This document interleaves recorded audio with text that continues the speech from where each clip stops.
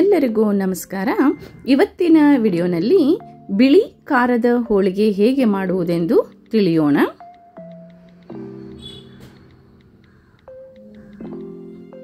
ಮೊದಲಿಗೆ ಒಂದು ಪ್ಯಾನ್ನಲ್ಲಿ ಒಂದು ಗ್ಲಾಸ್ಗಿಂತ ಕಡಿಮೆ ನೀರು ಹಾಕಿದೆ. ನಾನಿಲ್ಲಿ ಸ್ವಲ್ಪ ರುಚಿಗೆ ತಕ್ಕಷ್ಟು ಉಪ್ಪು ಹಾಕಿದ್ದೀನಿ.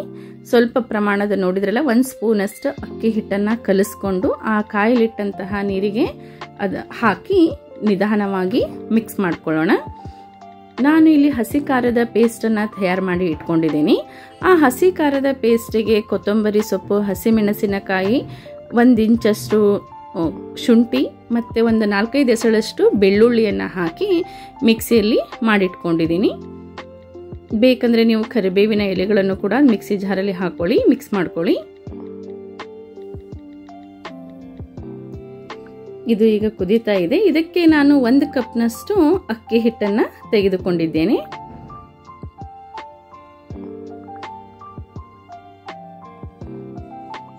ಇದನ್ನು ಕೂಡ ಮುದ್ದೆ ಬರುವ ಮುದ್ದೆಯನ್ನು ಯಾವ ಥರ ಮಾಡ್ತೀವಲ್ಲ ನಾವು ಆ ಹದಕ್ಕೆ ಬಂದದ್ದು ಬೆಂದ್ಕೊಂಡ್ರೆ ಸಾಕು.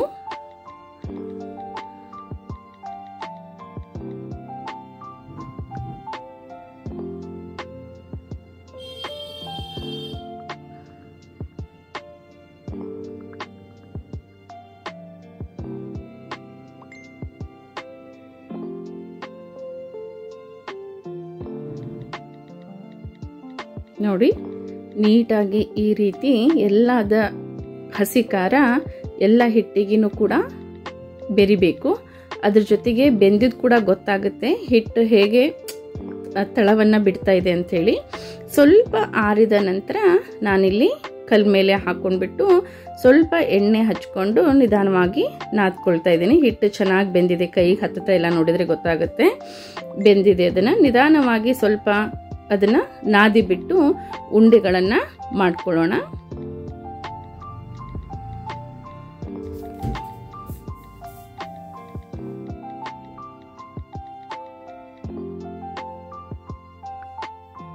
ಆ ಬಿಳಿ ಹೋಳಿಗೆ ಮಾಡಿದ್ವಲ್ಲ, ಆ ಬಿಳಿ ಹೋಳಿಗೆ ಸ್ವೀಟ್ ಜೊತೆ ಕುರ್ಮಾ ಜೊತೆ ಭಾಳ ಚೆನ್ನಾಗಿ ಹೊಂದುತ್ತೆ. ಸ್ವೀಟ್ ಅಂದರೆ ಶ್ರೀಕರಣೆ ಜೊತೆ ತಿನ್ನೋಕೆ ಬಹಳ ರುಚಿಯಾಗಿರುತ್ತೆ. ಈ ಖಾರದ ಹೋಳಿಗೆನ ತುಪ್ಪದ ಜೊತೆ ಕೂಡ ತಿನ್ಬೋದು, ಬೆಣ್ಣೆ ಹಚ್ಕೊಂಡು ಕೂಡ ತಿನ್ಬೋದು, ಅಥವಾ ಪಲ್ಯ ಚಟ್ನಿ ಯಾವುದೇ ಇದ್ರೂ ಅದ್ರ ಜೊತೆನೂ ಕೂಡ ಇದನ್ನೇನು ಮಾಡ್ಬೋದು, ನಾವು ಸರ್ವ್ ಮಾಡ್ಬೋದು, ತಿನ್ನಬಹುದು ನಾವು. ನೋಡಿ, ಈ ಥರ ನಾನು ಉಂಡೆಗಳನ್ನು ರೆಡಿ ಮಾಡಿ ಇಟ್ಕೊಂಡಿದ್ದೀನಿ. ನಾನಿಲ್ಲಿ ಮೈದಾ ಹಿಟ್ಟು ಮತ್ತು ಗೋಧಿ ಹಿಟ್ಟು ಎರಡರಲ್ಲೂ ಕೂಡ ಮಾಡ್ತಾಯಿದ್ದೀನಿ. ನಮ್ಮ ಮನೇಲಿ ಹೆಚ್ಚಾಗಿ ಬಳಸೋದು ನಾವು ಗೋಧಿ ಹಿಟ್ಟನ್ನು ಬಳಸೇನೆ ನಾನು ಈ ಒಂದು ಹಿಟ್ಟಿನ ಹೋಳಿಗೆನ ಮಾಡ್ತೀನಿ. ಇಲ್ಲಿ ತೋರಿಸ್ಲಿಕ್ಕಂತ ಮೈದಾ ಹಿಟ್ಟನ್ನು ಉಪಯೋಗ ಮಾಡಿದ್ದೇನೆ. ಈ ರೀತಿಯಾಗಿ ಮಾಡಿಟ್ಟಂತಹ ಅಕ್ಕಿ ಹಿಟ್ಟನ್ನು ಈ ಒಂದು ಕಲಸಿದಂತಹ ಹಿಟ್ಟಲ್ಲಿ ತುಂಬಿಕೊಂಡು ಸ್ವಲ್ಪ ಕೈಯಲ್ಲಿ ಈ ರೀತಿ ಮಾಡ್ಕೋಬೇಕು. ಡೈರೆಕ್ಟಾಗಿಯೇ ಲಟ್ಟಣಿಗೆ ಹಾಕಿದಾಗ ಲಟ್ಟಣಿಗೆ ಹತ್ಕೊಳ್ಳೋ ಚಾನ್ಸ್ ಇರುತ್ತೆ.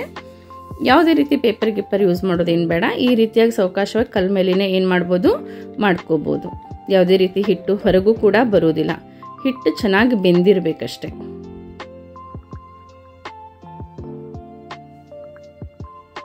ಯಾವಾಗಲೂ ಚಪಾತಿ ರೊಟ್ಟಿ ತಿನ್ನಲು ಬೇಜಾರಾದಾಗ ಈ ಥರದ್ದು ಒಂದು ಥರ ಮಾಡಿಕೊಂಡಾಗ ತಿನ್ನಲು ಬೇರೆ ಥರದ್ದು ಟೇಸ್ಟ್ ಇರುತ್ತೆ, ಖುಷಿನೂ ಆಗುತ್ತೆ ಮಾಡಿಕೊಂಡಾಗ.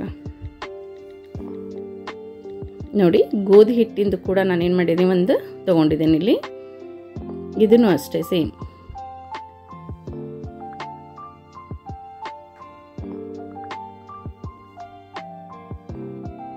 ಹಿಟ್ಟನ್ನು ಹೋಳಿಗೆ ಹಿಟ್ಟನ್ನು ನಾದ್ತೀವಲ್ಲ ಅದಕ್ಕಿಂತ ಸ್ವಲ್ಪ ಗಟ್ಟಿಯಾಗಿ ನಾದ್ಕೊಳ್ಳಿ. ಚಪಾತಿ ಹಿಟ್ಟಿನಕ್ಕಿಂತ ಮೆತ್ತಗಿರಲಿ, ಹೋಳಿಗೆ ಹಿಟ್ಟಿನಕ್ಕಿಂತ ಸ್ವಲ್ಪ ಗಟ್ಟಿ ಇರಲಿ, ಅದಕ್ಕಿಂತ ಸ್ವಲ್ಪ ಜಾಸ್ತಿ ಗಟ್ಟಿ ಇರಲಿ.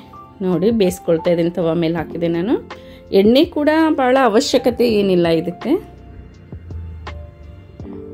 ಹಿಟ್ಟು ಸ್ವಲ್ಪ ನೆಂದಿತ್ತಂದರೆ ನೀಟಾಗಿ ಪ್ರತಿಯೊಂದು ಹೋಳಿಗೆ ಕೂಡ ಇವು ಖಾರದ ಹೋಳಿಗೆ ಉಬ್ಬಿ ಬರುತ್ತೆ. ಸ್ವಲ್ಪ ಹೊತ್ತು ಹಿಟ್ಟು ನೆನೆಬೇಕಷ್ಟೆ.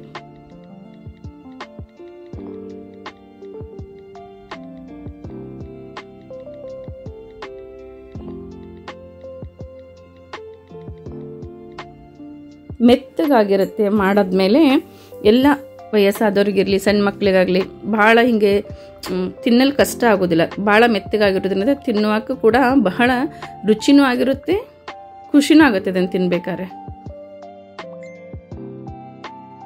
ಕಡಲೆಬೇಳೆ ಹೂರ್ಣದ ಹೋಳಿಗೆ ಕೂಡ ನನ್ನ ಯೂಟ್ಯೂಬ್ ಚಾನಲ್ನಲ್ಲಿದೆ. ಇಂಟ್ರೆಸ್ಟ್ ಇದ್ದರೆ ನಿಮಗೆ ಒಂದ್ಸರ್ತಿ ಚೆಕ್ ಮಾಡ್ಕೊಳ್ಳಿ.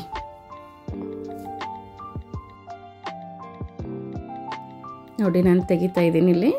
ಇವಾಗ ಗೋಧಿ ಹಿಟ್ಟಿನಿಂದ ಮಾಡಿರುವಂತಹ ಒಂದು ಖಾರದ ಹೋಳಿಗೆನ ಹಾಕ್ತಾ ಇದ್ದೀನಿ ಇದಕ್ಕೆ.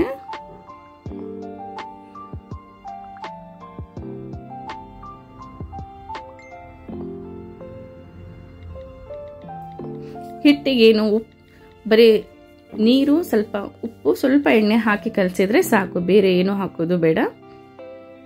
ಇಷ್ಟನ್ನೇ ಹಾಕಿ ನಾನು ಕಲಸಿರೋದು.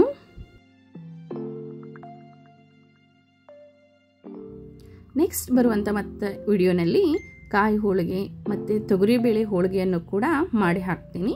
ನಿಮಗೆ ಇಂಟ್ರೆಸ್ಟ್ ಇದ್ದಲ್ಲಿ, ಟೈಮ್ ಇದ್ದಲ್ಲಿ ಒಂದು ಸಲ ಚೆಕ್ ಮಾಡಿ. ನಾನಿಲ್ಲಿ ಬಟಾಟೆ ಪಲ್ಯ ಮತ್ತು ಒಂದು ಕಾಯಿ ಚಟ್ನಿಯನ್ನು ಮಾಡ್ಕೊಂಡಿದ್ದೀನಿ. ಬಟಾಟೆಯನ್ನು ಕುದಿಸ್ಬಿಟ್ಟು ಸೇಮ್ ಪಲ್ಯ ಮಾಡ್ತೇವಲ್ಲ ದೋಸೆಗೆ, ಅದೇ ಥರನಾದಂತಹ ಒಂದು ಪಲ್ಯ ಕೂಡ ಮಾಡ್ಕೊಂಡಿದ್ದೀನಿ. ಚಟ್ನಿನ ಒಂದು ಸ್ವಲ್ಪ ಕಾಯಿ ತುರಿ ಹಾಕಿದ್ದೀನಿ, ಸ್ವಲ್ಪ ಪುಟಾಣಿ, ಒಂದು ಶುಂಠಿ, ಸ್ವಲ್ಪ ಬೆಳ್ಳುಳ್ಳಿ ಹೆಸಳನ್ನು ಹಾಕಿ, ಸ್ವಲ್ಪ ಸಾಲ್ಟ್ ಹಾಕಿ ಚಟ್ನಿಯನ್ನು ಕೂಡ ನಾನು ರೆಡಿ ಮಾಡ್ಕೊಂಡಿದ್ದೀನಿ ಇದರ ಜೊತೆ ತಿನ್ನಲು. ನೋಡಿ, ಬಟಾಟೆ ಪಲ್ಯ ಮತ್ತು ಚಟ್ನಿ ಜೊತೆ ಈ ಖಾರದ ಹೋಳಿಗೆನ ನಮ್ಗೆ ಸವಿಯಲು ರೆಡಿಯಾಗಿದೆ. ನಿಮಗೂ ಇಷ್ಟವಾದರೆ ಒಂದ್ಸರ್ತಿ ತಿನ್ನಲು ಮಾಡಿಕೊಳ್ಳಿ. ಈ ವಿಡಿಯೋ ನಿಮಗೆ ಇಷ್ಟವಾದಲ್ಲಿ ಲೈಕ್, ಶೇರ್, ಸಬ್ಸ್ಕ್ರೈಬ್ ಮಾಡುವುದನ್ನು ಮರೆಯಬೇಡಿ. ಮತ್ತೆ ಮುಂದಿನ ವಿಡಿಯೋನಲ್ಲಿ ಸಿಗೋಣ. ನಮಸ್ಕಾರ, ಧನ್ಯವಾದಗಳು.